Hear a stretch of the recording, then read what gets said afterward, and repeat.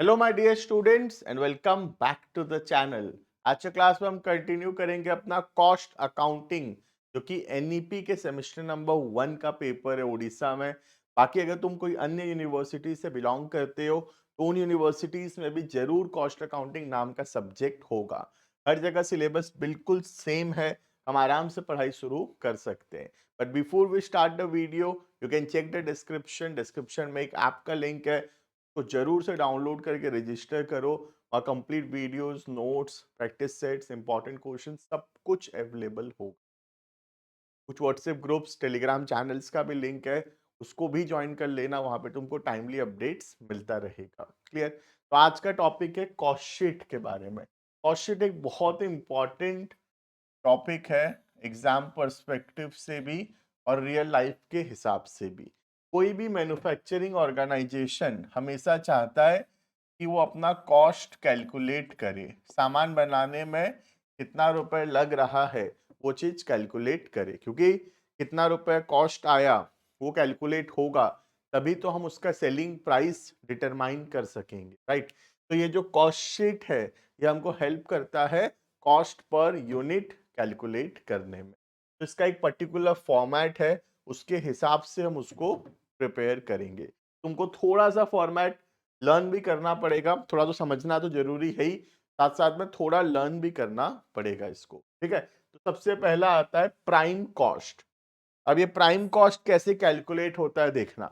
Prime cost का मतलब है सबसे पहला रॉ मटेरियल कितना कंज्यूम हुआ।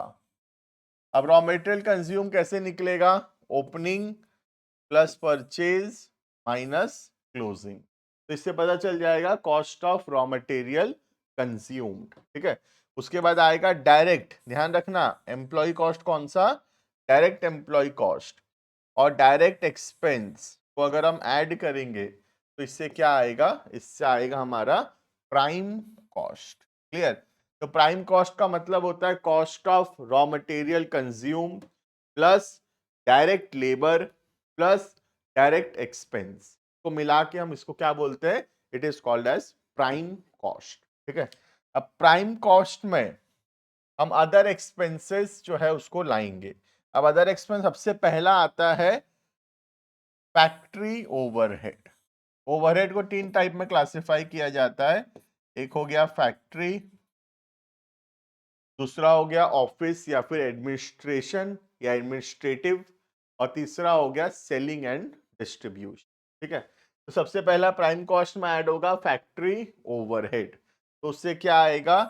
Gross works cost. तो prime cost plus factory overhead क्या बोलते हैं? Gross works cost. क्लियर है? अब ग्रॉस वर्क्स कॉस्ट तक आ गए, उसके बाद हम क्या करेंगे? एडलेस करेंगे opening closing work in progress. तो इससे क्या आएगा? Factory cost. अब हम ऐड करेंगे इसमें expenses related to quality control, research and development, administrative overheads और फैक्ट्री ओवरहेड। क्लियर? तो ये सब चीज को हम लोग यहाँ पे ऐड करेंगे, तो इससे क्या आएगा? हमारा कॉस्ट ऑफ प्रोडक्शन आएगा। ठीक है, वंस कॉस्ट ऑफ प्रोडक्शन आ गया उसके बाद ऐड लेस करेंगे हम ओपनिंग स्टॉक, ऐड करेंगे opening stock of finish goods. ध्यान रखना, यहाँ पे क्या था? यहाँ पे था वर्क इन प्रोग्रेस, लेकिन यहाँ पे क्या है? यहाँ पे है फिनिश्ड। तो ऐड करेंगे opening stock of finish goods, less करेंगे closing stock of finish goods. तो क्या आएगा? ये cost of goods sold. Accounts में भी कैलकुलेट करते हैं इसको, तो COGS बोला जाता है। ठीक है, उसके बाद ऐड करेंगे इसमें administrative overheads, marketing overheads, selling and distribution overheads. तो हमारा आएगा कॉस्ट ऑफ सेल्स। तो कॉस्ट ऑफ सेल्स जो है वो टोटल कॉस्ट कितना रुपए लगा वो है। Cost of sale means the total cost incurred for the purpose of production of goods and selling of goods. Clear है? अब सोच लो, अगर सोच लो कॉस्ट ऑफ सेल 1 लाख है और सेल्स अगर 1,20,000 है, इसका मतलब प्रॉफिट कितना है? 20,000 का। क्लियर है? तो क्या क्या हम पढ़े? सबसे पहले हम प्राइम कॉस्ट निकालने की कोशिश करेंगे। प्राइम कॉस्ट कैसे निकलेगा? हम ऐड करेंगे cost of raw material consumed plus cost of labour plus cost of direct expenses. तो इससे क्या आएगा, प्राइम कॉस्ट। प्राइम कॉस्ट में ऐड करेंगे फैक्ट्री ओवरहेड और ऐड करेंगे opening work in progress, less करेंगे क्लोजिंग वर्क इन प्रोग्रेस, तो क्या आएगा, वर्क्स कॉस्ट। उसके बाद हम उसमें ऐड करेंगे administrative and office overhead, add करेंगे उसमें ओपनिंग फिनिश गुड्स, लेस करेंगे क्लोजिंग फिनिश गुड्स, तो क्या आएगा, कॉस्ट ऑफ गुड्स सोल्ड। ठीक है, उसके बाद कॉस्ट ऑफ गुड्स सोल्ड में हम ऐड करेंगे अपना सेलिंग एंड डिस्ट्रीब्यूशन का ओवरहेड, तो आ जाएगा हमारा कॉस्ट ऑफ सेल्स। क्लियर है। तो सबसे पहला हमेशा कोशिश करना प्राइम कॉस्ट निकालने का, ठीक है। उसके बाद फैक्ट्री ओवरहेड, उसके बाद तुम्हारा ऑफिस या एडमिनिस्ट्रेटिव ओवरहेड, और उसके बाद सेलिंग एंड डिस्ट्रीब्यूशन का ओवरहेड। ठीक है, यहाँ पे फैक्ट्री ओवरहेड जब ऐड करोगे इसमें वर्क इन प्रोग्रेस का ट्रीटमेंट कर लेना, ओपनिंग वाला प्लस क्लोजिंग वाला माइनस, और जब इसका ट्रीटमेंट करोगे तब फिनिश गुड्स का ट्रीटमेंट कर लेना, ओपनिंग वाला प्लस क्लोजिंग वाला माइनस। क्लियर है। तो this is the all format of our cost sheet. हर एक कंपनी कॉस्ट शीट जरूर बनाएगा, ठीक है, क्योंकि कॉस्ट शीट अगर वो नहीं बनाएगा उसको पता नहीं चलेगा कि what is the cost of goods sold, कितना रुपए में हम जो सामान बेची कितना में बना था वही नहीं पता चलेगा। क्लियर। एक क्वेश्चन देखते हैं फटाफट से, देखना। From the following particular prepare a cost sheet. कौन सा कहाँ आएगा देखना। सबसे पहला रॉ मटेरियल, ये सबसे पहले आएगा, प्राइम कॉस्ट निकालेंगे, ठीक है। फिर प्रोडक्टिव वेजेस, ये भी आएगा डायरेक्ट लेबर कॉस्ट में। अनप्रोडक्टिव वेजेस, ये क्या है, ये फैक्ट्री ओवरहेड है। फैक्ट्री का रेंट, ये भी फैक्ट्री ओवरहेड है। फैक्ट्री का लाइटिंग, ये भी फैक्ट्री ओवरहेड है। फैक्ट्री का हीटिंग, ये भी फैक्ट्री ओवरहेड है। मोटिव पावर, ये फैक्ट्री ओवरहेड है। हाउलेज वर्क्स का, ये भी फैक्ट्री ओवरहेड है। डायरेक्टर फी वर्क्स का, ये भी फैक्ट्री ओवरहेड है, ठीक है। उसके बाद डायरेक्टर्स फी ऑफिस, तो ये एडमिनिस्ट्रेटिव ओवरहेड है या फिर ऑफिस ओवरहेड है। बैड डेट्स जो है, बैड डेट क्यों होता है, बैड डेट होता है सेलिंग एंड डिस्ट्रीब्यूशन के वजह से, ठीक है। नेक्स्ट, फैक्ट्री का क्लीनिंग, फैक्ट्री ओवरहेड है। रेंट एंड ऑफिस, ऑफिस का रेंट एडमिनिस्ट्रेटिव ओवरहेड है। वाटर सप्लाई, फैक्ट्री के अंदर का वर्क्स का फैक्ट्री ओवरहेड। फैक्ट्री का insurance, factory overhead. Office insurance administrative overhead. Legal expenses administration का। Rent of warehouse, warehouse सामान रखने का, सेलिंग एंड डिस्ट्रीब्यूशन, ठीक है। Next, depreciation of plant and machinery, plant and machinery कहाँ रहेगा, factory में। ऑफिस बिल्डिंग, ये administrative. Delivery van, delivery van क्यों यूज होता है, सेलिंग एंड डिस्ट्रीब्यूशन के लिए। क्लियर है। तो ये सब हो गया जो खर्चा है, कहाँ कहाँ का कॉस्ट है ये, ठीक है। और कुछ यहाँ पे और भी है, सन्ड्री ऑफिस एक्सपेंस, ये भी administrative. Estimated expenses works, works का खर्चा फैक्ट्री। फैक्ट्री का स्टेशनरी फैक्ट्री। ऑफिस का stationery administrative. Loose tools written off, ये भी फैक्ट्री के अंदर, ठीक है। नेक्स्ट, एडवर्टाइजिंग, एडवर्टाइजिंग क्या है, selling and distribution. Sales department का salary, selling and distribution. Upkeep of delivery van, delivery van use होता है सेलिंग एंड डिस्ट्रीब्यूशन में। Bank charges administrative.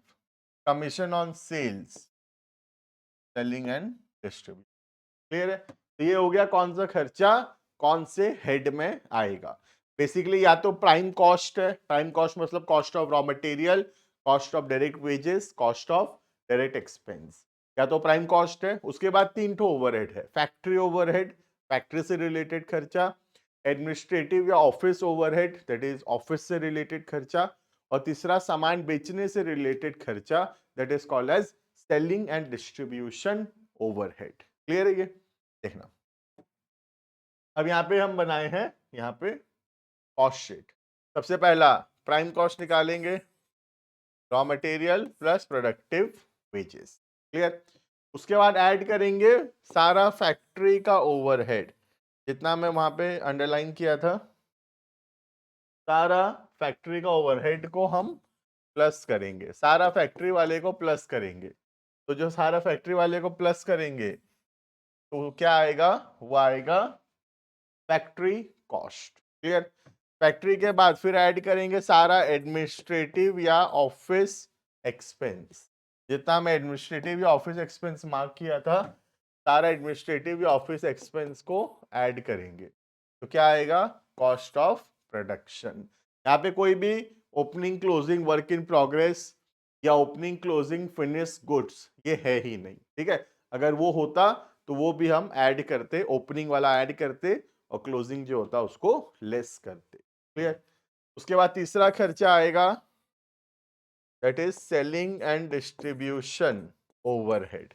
ठीक है, सारा सेलिंग एंड डिस्ट्रीब्यूशन ओवरहेड को प्लस करेंगे तो टोटल कॉस्ट आएगा 1,18,200। तो टोटल कॉस्ट आया 1,18,200 का। ठीक है, अब कितना यूनिट्स प्रोड्यूस हुआ था, नंबर ऑफ यूनिट्स प्रोड्यूस्ड है 14,775।